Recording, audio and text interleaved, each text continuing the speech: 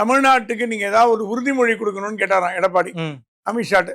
அமித்ஷா கேட்ட என்ன உறுதிமொழி, என்ன நீங்க என்ன வடுதுங்க மைண்ட், என்ன எதிர்பார்க்குறீங்கன்னு கேட்டாராம். இல்லை சார், இப்போ வந்து திமுக சொல்லுது எங்களுக்கு கொடுக்க வேண்டிய பணத்தெல்லாம் கொடுக்கவே மாட்டேங்குது, மத்திய அரசாங்கம் பிடுங்கி வச்சுக்கிச்சு, எங்களுக்கு கொடுக்க வேண்டிய இந்த நிலுவைத் தொகையெல்லாம் வரல, நிதி கொடுக்க மாட்டேன்றீங்க, கொடுக்க மாட்டேன்றாங்க, அது வந்து பாஜக தான் காரணம் சொல்றாங்க. அது பொய்ன்னு நம்ம நிர்மலா சீதாராமன் ப்ரூவ் பண்ணாட்டு கூட இவங்க சொல்லிட்டு இருக்காங்க.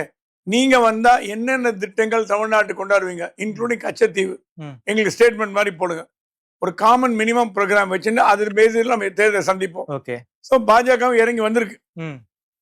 பாஜகவும் அதிமுகவோட ரொம்ப முரண்டு பிடிக்காம common minimum agenda, that is இதை தவிர வேற எந்த மேட்டரும் பேசக்கூடாது. இப்போ வந்து திமுகவின் வேட்பாளர்கள், பாரதிய ஜனதா கட்சி வேட்பாளர்கள், கூட்டணி கட்சி வேட்பாளருக்கு ஒரு பிரீஃப் கொடுக்கப்படும்.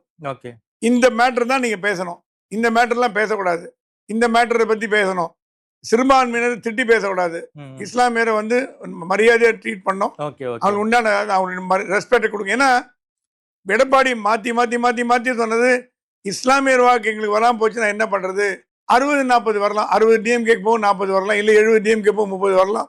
ஆனா அண்ணாமலை வந்து எப்படி ஒரு தண்ணீர் இல்லா தலைவராக இருந்த மாதிரி அந்த தைரியமா அந்த அப்ரோச் வந்து எடப்பாடிட்ட இல்லை, இன்னும் பயப்படுறாரு.